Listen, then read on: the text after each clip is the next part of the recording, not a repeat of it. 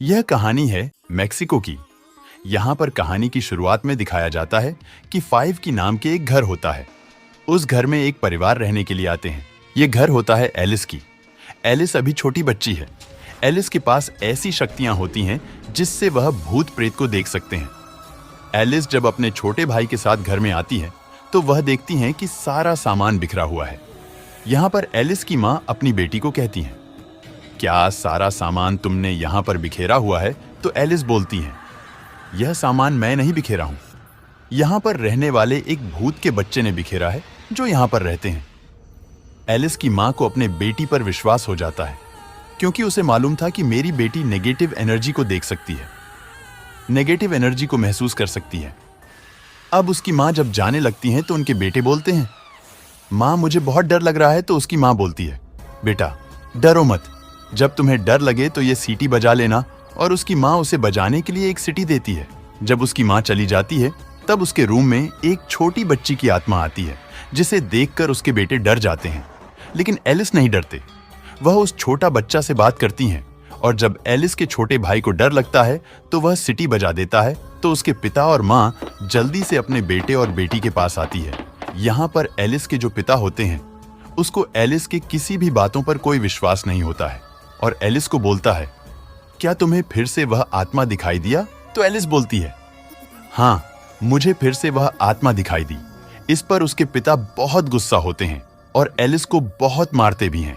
अब एलिस के पिता एलिस को एक बेसमेंट में बंद कर देते हैं। यहाँ पर बहुत अंधेरा होता है और एलिस को डर भी लगता है। एलिस बोलती है, मुझे बंद नहीं करिए, मुझे बहुत ही डर लगता है। लेकिन उसके पिता बंद करके रूम को लॉक करके चले जाते हैं। उस रूम में बहुत अंधेरा होता है और एलिस को बहुत डर लगता है। यहाँ पर जनरेटर भी होता है। जनरेटर को एलिस चालू करती है तो थोड़ा रोशनी आती है, लेकिन फिर से जनरेटर बंद हो जाते हैं क्योंकि वह बहुत दिन से बंद पड़ा था। अब की होल से एक रोशनी आती है और उस होल में एक आत्मा भी है जो उसे बोलती है, अगर तुम्हें रोशनी चाहिए तो वहां पर एक चाबी होगा, उस चाबी से इस दरवाजे को खोलो। दरअसल वह दरवाजा शैतानों का घर होता है जो दूसरी दुनिया के दरवाजे होते हैं। उस दरवाजे को खोलने के लिए कहा जाता है और एलिस उस दरवाजे को खोल देती है। दरवाजे को खोलने के बाद उस दरवाजे में से एक ऐसे आत्मा निकलती हैं जिनके हाथों में चाबी लगा होता है।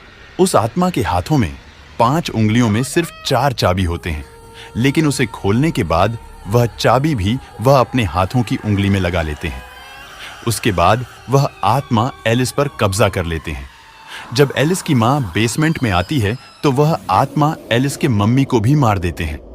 अब समय का चक्र चलता ही रहता है। 5 साल के बाद अब एलिस बहुत बड़ी हो चुकी है। यहाँ पर दिखाया जाता है कि एलिस को एक लड़की दिखती है और वह बहुत दुखी होती है।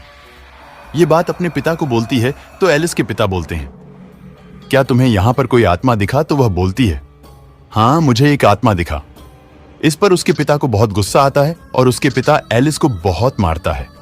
यहाँ पर एलिस अपने पिता से डट कर सामना करती है और वह अपने पिता और अपने छोटे भाई को छोड़कर चली जाती है। और उसके छोटे भाई होते हैं, वह बोलते हैं, कृपया करके मुझे छोड़कर मत जाओ। लेकिन एलिस किसी की भी नहीं सुनती और वह वहां से चली जाती है। अब समय दिखाया जाता है 2010 की कि वह एलिस अब बुढ़ी हो चुकी है और अपने 2 साथियों की मदद से एक व्यक्ति को मदद करते हैं। दरअसल एलिस पैरानॉर्मल एक्सपर्ट होती हैं और एलिस को एक फोन आता है मेक्सिको से। अब एलिस फोन उठाती हैं और बोलती हैं, ठीक है हम आपको मदद करेंगे। यहाँ पर एलिस चली जाती हैं उसकी मदद करने के लिए और जब वहाँ पहुँचती है तो देखती है यह वही घर है जहाँ पर वह अपना बचपन बिताए हैं और अपने छोटे भाई को छोड़कर चली जाती है। यहाँ पर एलिस बहुत इमोशनल हो जाती है, उनको पुरानी बातें याद आने लगते हैं। एलिस जब अपना काम शुरू करते हैं तो देखते हैं कि यहाँ पर उनको अपने माँ द्वारा छोटे भाई को जो सिटी दिया गया था वह सिटी बेसमेंट में मिलती है, जिससे एलिस बहुत खुश होते हैं। वहां सारी पुरानी चीज होती है। दरअसल इस घर में कोई भी नहीं रहता था, ये घर बहुत दिनों से बंद पड़ा था। यहाँ पर एलिस के पुरानी यादें ताजा हो जाती हैं और अपने पुराने यादों को फिर से महसूस करने लगते हैं और जो सिटी उसे मिला था उस सिटी को फोटो खींचकर रख लेती है। अगले सीन में दिखाया जाता है कि एलिस एक कॉफी शॉप में जाते हैं। वहां पर उसे 2 लड़की मिलती है। यह लड़की उसके छोटे भाई की बेटी होती है और उसकी छोटे भाई भी वहां पर आते हैं और उसे बोलते हैं कि तुमने मुझे छोड़कर क्यों चली गई थी, और उनका भाई बहुत दुखी होते हैं, उससे नाराज होते हैं। अब जब एलिस वहां से जाने लगते हैं तो उसकी बेटी को एलिस एक फोटो देती हैं और बोलती हैं, यह तुम अपने पिता को देना। अब अगले सीन में दिखाया जाता है कि एलिस उस घर में फिर से अपना काम शुरू करने के लिए चले आते हैं। जब एलिस अपना काम शुरू कर रही होती है तो उसे एक दरवाजा मिलता है अपने पिताजी के दिए हुए चाबी से। उस चाबी से वह दरवाजा खोलती हैं। जब एलिस दरवाजा खोलती है तो वहां पर वही सिटी मिलता है जो आत्मा ने उन सिटी को एलिस से छीन लिया था। यहाँ पर एक लड़की होती है और इस लड़की को जंजीरों से बांधा हुआ होता है। दरअसल वह आत्मा जो एलिस की सिटी छीनी हुई थी वह एक अच्छी आत्मा होती है। वह एलिस को यहाँ पर लाना चाहती थी, इस लड़की को बचाना चाहती थी। तभी यहाँ पर एक व्यक्ति चले आता है और एलिस पर बंदूक रख देता है। यह आदमी इस घर के मालिक होते हैं। दरअसल जब एलिस बचपन में इस रूम को खोली हुई थी, जो आत्मा निकली थी वह आत्मा इस घर के मालिक पर कब्जा कर लेती है और वही आत्मा इस लड़की को कैद करके रखी हुई थी। तभी यहाँ पर एलिस की साथी चले आते हैं और जो घर के मालिक होते हैं उस पर वह हमला कर देते हैं। एलिस अब पुलिस थाने में जाकर बताती है। यहाँ पर एलिस को पता चलता है कि वह लड़की जिसे उस कमरे में बंद किया गया था, उस लड़की को पुलिस 4 महीने से खोज रही है। यहाँ पर एलिस के भाई को दिखाया जाता है। एलिस के भाई इस घर में आए हैं जिस घर में वह बचपन में रहता था। यहाँ पर एलिस के भाई दरअसल अपनी माँ के दी हुई निशानी सिटी ढूंढने के लिए आते हैं। यहाँ पर एलिस के भाई की 2 बेटी भी होती हैं। 2 बेटी में से एक बेटी उस बेसमेंट में चली जाती है। यहाँ पर एक शैतानी आत्मा एलिस के भाई की बेटी पर हमला कर देती है और उसकी आत्मा को आत्माओं की दुनिया में कैद कर देती है, जिसे द फरदार कहा जाता है, जिस वजह से इंसानों की दुनिया में वह कोमा में चली जाती है। यहाँ पर एलिस को समझ में आ गई है कि उसे अपने भाई की बेटी को बचाना है, तो उसे कुछ ना कुछ करना होगा। वह घर की तलाशी लेती है जहाँ पर उसे बहुत सारी लड़कियों का सामान मिलता है। कई साल पहले जो एलिस ने बेसमेंट में की से एक दरवाजा खोला था, तो दूसरी दुनिया की एक आत्मा जिसे की फेस कहा जाता है, वह हमारी दुनिया में आ गई थी और उस आत्मा ने एलिस के पिता को अपने कब्जे में ले लिया था, जिस वजह से इसके पिता ने कई लड़कियों को यहाँ पर बंदी बनाया और उन्हें मार दिया। और एलिस आखिरी बार घर छोड़ने से पहले जिस लड़की को एलिस ने अपने घर पर देखा था वह कोई आत्मा नहीं थी, वह असल में एक लड़की थी जिसे उसके पिता ने घर पर कैद कर रखा था। अब यहाँ पर अपने भाई की बेटी को दूसरी दुनिया से वापस लाना चाहती है। वह घर पर इन्वेस्टिगेशन करना शुरू कर देती है और जब वह एक सूटकेस खोलती है तो उसके अंदर से की फेस निकलती है और वह उसकी आत्मा को भी फर्दर में यानी कि आत्माओं की दुनिया में कैद कर लेता है। उस दुनिया में जाने के बाद एलिस को अपने बचपन का रूप दिखता है। छोटी एलिस अपना भविष्य के रूप को बताती है कि उसकी फेस के पास ऐसी चाबी है जिससे दूसरी दुनिया को हमारी दुनिया से कनेक्ट कर सकता है, और उसे कनेक्ट करने के लिए जो दरवाजे खोलने होते हैं उसने सारे के सारे दरवाजे खोल दिए हैं। अपने छोटे रूप से कहती है कि तुम्हें डरना नहीं चाहिए, तुम्हारे अंदर बहुत सारी शक्तियां हैं। और तभी उसके पीछे से की फेस आती और उसे पकड़ लेता है। इंसानों की दुनिया में एलिस के भाई की दूसरी बेटी को दिखाया जाता है, जो बताती है कि उसके अंदर भी ऐसी शक्तियां हैं जिससे आत्माओं की दुनिया में जा सकती है। और अब वह उसको और अपनी बहन को बचाने के लिए आत्माओं की दुनिया में पहुंच जाती है, जहां पर उस लड़की की आत्मा मिलती है जिससे आज से कई साल पहले एलिस के पिता ने कैद किया था, जिसे एलिस ने एक आत्मा समझ लिया था। और वह एलिस के भाई की बेटी को बताती है कि तुम्हें इस दरवाजे के पीछे जाना होगा और मैं तुम्हारे साथ नहीं आ पाऊंगी क्योंकि वह मुझे दोबारा से कैद कर लेगा। दरवाजे की दूसरी तरफ जाती है जहां पर बहुत सारे सेल्स होते हैं। एलिस सेल के अंदर होती है, तब वहां पर की फेस आता है और दूसरी सेल के दरवाजा खोलते हैं जिसके अंदर से एलिस के पिता आते हैं। एलिस अपने पिता से नफरत करती है क्योंकि बचपन में वह उसे बहुत मारा करते थे। कहती है कि तुम अपना बदला ले सकती हो जिस तरह से वह उसे मारा करते थे। एलिस भी उसी तरह से मारती है और जब वह ऐसा करती है तो की फेस को ताकत मिलती है, क्योंकि इंसानों की नफरत से की फेस और भी ताकतवर होता है। अब यहाँ पर एलिस के भाई की बेटी आ जाती है और वह एलिस को ऐसा करने से मना करती है। एलिस भी जान चुकी है कि शैतान यानी कि फेस उसके दिमाग से खेलने की कोशिश कर रहा है, इसीलिए वह उस एस्टीक को तोड़ देती है और अपनी ताकत से दरवाजा खोलकर बाहर आ जाती है। वह देखती है कि फेस ने उसके भाई की दोनों बेटियों की आत्मा को बंदी बना रखा है। उसके साथ एक सौदा करती है। वह कहती कि तुम इन दोनों को जाने दो, उनके बदले मुझे ले लो। और इसके बाद की फेस चाबुक से मारना शुरू कर देती है। जिसे उसने पहले बंदी बनाया था उसे भी मार रहा होता है, लेकिन अब एलिस के पिता उसको बचाने के लिए उसके सामने आ जाते हैं कि फेस बहुत ताकतवर है, इसीलिए इसके पिता की आत्मा को मार देता है और वह एलिस के गले में अपनी उंगली डाल देती है। इसके भाई की जो बड़ी बेटी होती है, असली दुनिया में उसका शरीर भी मर रहा होता है, क्योंकि यहाँ पर की फेस उसकी आत्मा को मार रहा है। और तभी उसकी भाई की छोटी बेटी की आत्मा उसकी तरफ उस सिटी को फेंकती है जो बचपन में उसकी माँ ने उसके छोटे भाई को दी थी। और जब एलिस सिटी बजाती है तो वहां पर उसकी मॉम आ जाती है जो उसकी फेस को यहां से भगा देती है। यह कहानी आपको पूरी जरूर सुननी चाहिए। कहानी की शुरुआत में हम एक लड़की को देखते हैं जो अपने बिस्तर पर सोई हुई है। जब यह लड़की गहरी नींद में थी, तभी इसका ब्लैंकेट कोई नीचे खींच लेता है, जिससे उसकी नींद टूट जाती है। और जब देखने के लिए वह लड़की ऊपर उठती है तो तुरंत इसकी बालों को पकड़कर नीचे गिरा देता है। तब वह देखती है कि उसको ऐसा करने वाला कोई और नहीं बल्कि उसके ही पिता थे। लड़की उससे पूछती है कि क्या हुआ, तो उसका पिता उसे कोई जवाब नहीं देता है और वह अपनी बेटी पर गंदी नजर डालता है और वह उसे बोलता है कि मेरी बेटी कितनी बड़ी हो चुकी है। लड़की उसके बातों को सुनकर बहुत डर जाती है। वह आदमी उसके बालों को छोड़कर उसके चेहरे को छूने लगता है, जिससे वह लड़की डरने लगती है। उस लड़की को समझ नहीं आ रहा होता है कि यह आखिर हो क्या रहा है। वह डरने लगती है और उसकी आंखों से आंसू आने लगते हैं। वह रोने लगती है, जिससे उसका पिता वहां से चला जाता है। उस लड़की का नाम मेरी है। अगली सुबह उसकी मां खाना बना रही थी। वह लड़की वहां पर जाकर अपने मन में यह सोचती है, क्या रात वाली बात हमें अपनी मां को बताना चाहिए या नहीं बताना चाहिए। उसकी मां खाना बना रही थी। वह बिल्कुल जंगली तरीका से खाना बना रही थी। तभी उसकी बहन सीढ़ियों से नीचे आ जाती है और उसका भाई भी आकर वहां पर बैठ जाता है। उसके पिता भी वहां पर आकर बैठ जाते हैं और वह ऐसा बिहेव कर रहे थे जैसे रात को वह कुछ भी किया ही ना हो। मेरी अपनी मन में सोचती है कि रात में यह तो हमें बहुत बुरी तरह से देख रहे थे और आज ये इतने नॉर्मल क्यों है। इसलिए मेरी टेबल से उठती है और वह वहां से चली जाती है। तभी उसकी मां यहां पर आकर टेबल पर खाना खूब जोर से पटक देती है। सभी को कुछ भी समझ में नहीं आ रहा था। आखिर ये हो क्या रहा है। उसकी मां बहुत अजीब तरह से खाना खाती है। वह ऐसे खाना खाती है जैसे लगता है कि वह कई दिनों से भूखी हो।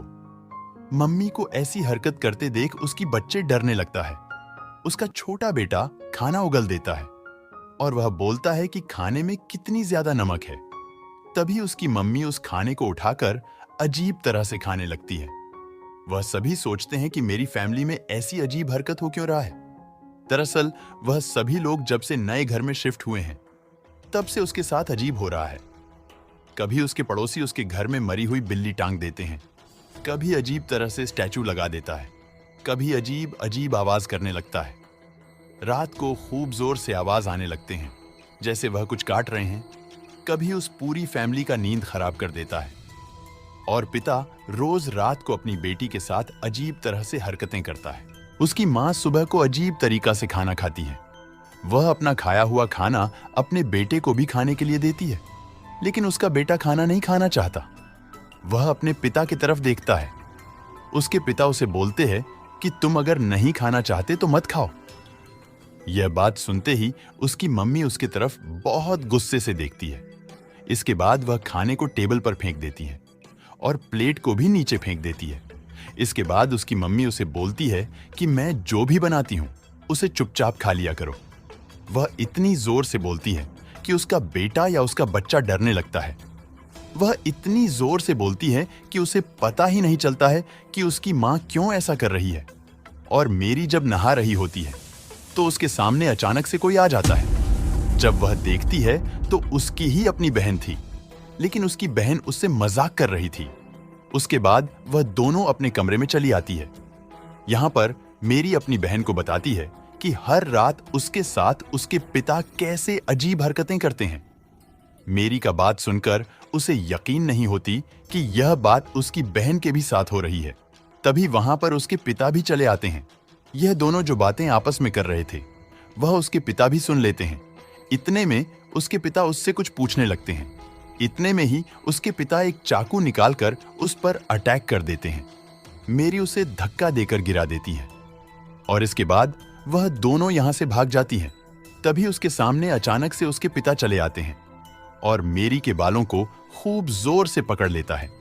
कुछ देर के लिए इन दोनों को देखते हैं। इसके बाद मेरी को नीचे फेंक देता है। मेरी सीढ़ियों पर जाकर गिरती है और वह वहीं पर बेहोश हो जाती है। मेरी की बहन वहां से भागने की कोशिश करती है।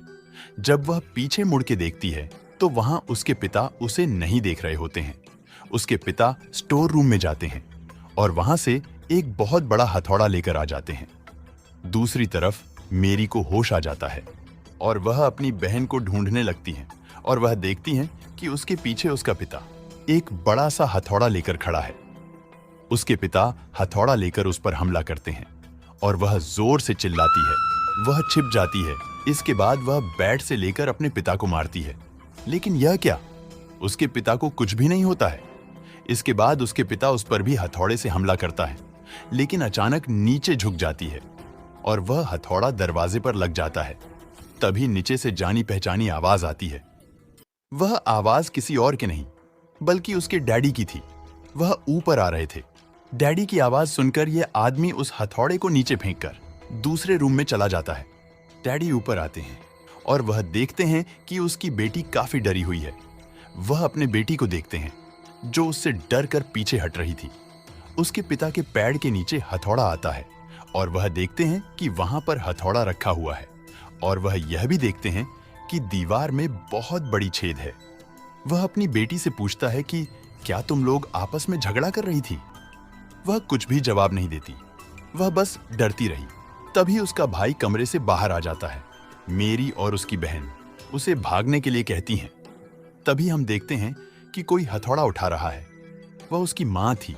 तभी वह आदमी पीछे मुड़ के देखता है कि उसकी वाइफ उसके पास आ रही होती है। वह अचानक से उस पर हमला करने लगते हैं। उसके पिता उसे रोकने की कोशिश भी करते हैं, लेकिन वह उसे धक्का मारकर गिरा देती है। यहाँ पर उसकी मम्मी बहुत डरावनी हंसी निकालती है और वह टूटी हुई कांच पर पैर रखकर एक रूम में चली जाती है। तभी नीचे से एक औरत की आवाज आती है। वह औरत कोई और नहीं बल्कि उसकी अपनी मम्मी थी। लेकिन वह ऊपर आती है और पूछती है, यह सब क्या हो रहा है? वह सब कुछ भी नहीं बोलते हैं। उसे देखकर डरने लगते हैं। उसके पिता डरते हुए रूम का दरवाजा खोलते हैं, लेकिन रूम में कोई भी नहीं होता। वह सिर्फ हथौड़े को देखता है। वह अपनी बेटी के पास जाती है। वह उससे पूछती है कि क्या हुआ, लेकिन वह कोई जवाब नहीं देती, बस अपनी मम्मी से डर रही थी। और अगले दिन उसके पिता अपने भाई को फोन लगाकर अपने घर पर बुलाता है। उसका भाई चर्च के फादर थे और अगले दिन वह उसके घर पर आता है।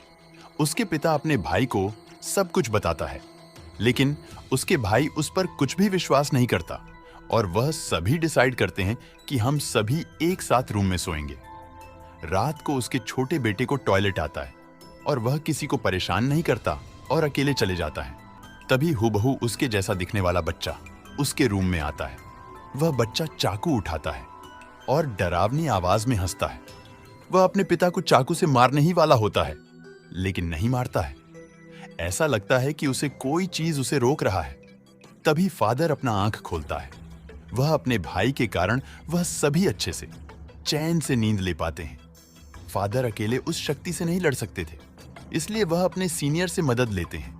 सभी सीनियर बैठकर आपस में बात करते हैं कि इस फैमिली के साथ हो क्या रहा है, और यह सभी उस घर में एग्जॉर्सिज्म करने का प्लान बनाता है। सीनियर फादर में एक फादर माहिर होता है और उसे काफी ज्यादा चाहने वाले थे।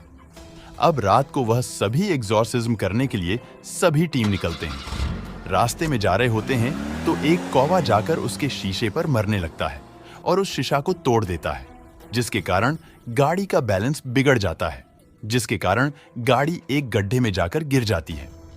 दूसरी तरफ उसके पिता अपनी बेटी को एक रस्सी से बांध देता है। उसकी मम्मी उसे रोकने की कोशिश करती है, लेकिन उसके पिता उसे बोलते हैं कि यह सब रोकने का मात्र एक ही तरीका है, आधी रात में फादर खून से लथपथ होकर उसके घर में आते हैं और बताते हैं कि सभी फादर मारे जा चुके हैं, इसीलिए हमें जो भी करना है वह हमें ही करना होगा। यहाँ पर मेरी को बेड पर बंधा होता है। ये अपना काम शुरू करने जा रहे थे, लेकिन उसमें इसे बहुत डर लग रहा होता है, क्योंकि अगली बार उसने जो एग्जॉर्सिज्म किया था उससे उसकी पूरी फैमिली को नुकसान झेलनी पड़ी थी। उस शैतान ने फादर की पूरी फैमिली को मार दिया था। उसे डर लग रहा था कि फिर से कहीं ऐसा ना हो जाए, और ऐसा हुआ तो वह अपने भाई की फैमिली को भी नहीं बचा पाएंगे। पूरी जिंदगी पछतावा ही करते रहेंगे। लेकिन उसके भाई घुटनों पर बैठकर उसे भीख मांग रहे होते हैं कि तुम कुछ भी करो, मगर मेरी फैमिली को बचा लो, इस शैतान से छुटकारा दिलाओ, वरना वह हम सभी को मार देगा। इसके बाद फादर कैंडल जलाता है और मेरी के ऊपर हॉली वाटर यानी पवित्र पानी छिड़कता है। होली वाटर के कारण मेरी जोर से चिल्लाने लगती है। उसे समझ में नहीं आता है ये आखिर हो क्या रहा है। इसके बाद फादर मेरी के ऊपर क्रॉस रख देता है, उसे एक लकड़ी से मारने लगता है। मेरी दर्द से चिल्लाने लगती है। वह पूछती हैं कि वह उसके साथ ऐसा क्यों कर रहे हैं। उसके बाद फादर पूछते हैं कि क्या तुम अभी भी इसको जारी रखना चाहते हो। इसके बाद उसके डैडी उसके पैर को पकड़ लेता है, जिससे मेरी हिल ना पाए। इसके बाद मेरी खूब जोर जोर से चिल्लाने लगती है। वह फादर जोर जोर से उसे छड़ी से मारने लगता है। यह सब देखकर मेरी के पिता रोने लगता है। इसके बाद फादर दूसरा स्टिक निकालता है, उससे मेरी को मारने लगता है। मेरी दर्द के मारे बेहोश हो जाती है। दूसरी तरफ जहां एक्सीडेंट हुआ था वहां एक पुलिस की टीम जाती है। जैसे ही वह फादर की टीम को गाड़ी से निकालते हैं, उस गाड़ी में ब्लास्ट हो जाता है। उस सभी फादर में मेरी के पिता के भाई भी बेहोश होते हैं। इसका मतलब यह था कि वह आदमी जो मेरी के घर में फादर बन के गया है, वह कोई फादर नहीं बल्कि खुद एक शैतान है, जो कि मेरी को लगातार पीटते जा रहा है। अब उसके मम्मी को यह सब बर्दाश्त नहीं होता। उसकी मम्मी बोलती है कि यह कोई एग्जॉर्सिज्म नहीं है, ऐसा करने से तो मेरी बेटी मर जाएगी। वह फादर को पकड़ लेते हैं ताकि वह मेरी बेटी को नहीं मार सके। वह अपने हस्बैंड को देखते हैं और वह बोलते हैं, अब हम और नहीं कर सकते, इससे अच्छा तो यह होगा कि हम सभी लोग एक साथ ही मर जाए। लेकिन मेरी के पिता अपनी वाइफ को धक्का मार देता है और अपने भाई से बोलता है कि इसे कंटिन्यू करें। तभी उस आदमी को एक आवाज सुनाई दे रही थी जो उसे कह रही थी कि वह एक डरपोक आदमी है, वह गलत का साथ दे रहा है। इसके बाद जैक को सब कुछ समझ में आ जाता है और वह ड्रामा करने लगता है, अपनी वाइफ का गला दबाने लगता है। इससे परेशान होकर उसकी वाइफ एक सीसी का बोतल उठाती है, अपने पति पर दे मारती है। उसके पति भी उसे जोर से धक्का मारता है, जिससे वह बेहोश हो जाती है। इसके बाद जैक अपने भाई को देखता है। वह फादर एक डरावनी हंसी हंस रही थी, जिससे वह जैक उस फादर को भी मारने लगता है, लेकिन वह छिप जाता है और जैक को मारता है। जैक को जैसे ही वह शैतान उसे मारने वाला होता है कि यहाँ पर रियल फादर पहुंच जाता है और वह कुछ मंत्र पढ़ने लगता है, जिससे वह बुरी आत्मा यहाँ से गायब हो जाती है।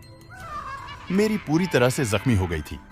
इसके बाद फादर मेरी की तरफ एक आईना रखते हैं, जिससे वह शैतान निकलकर बाहर आ जाते हैं और वह उस शैतान को अपने अंदर ले लेता है। इसके बाद वह उसे बोलता है, मुझे मार दो, जिस पर उसका भाई टूटे हुए क्रॉस को उसके सीने में घुसा देता है, जिसे वह फादर और वह शैतान दोनों एक साथ ही मर जाते हैं।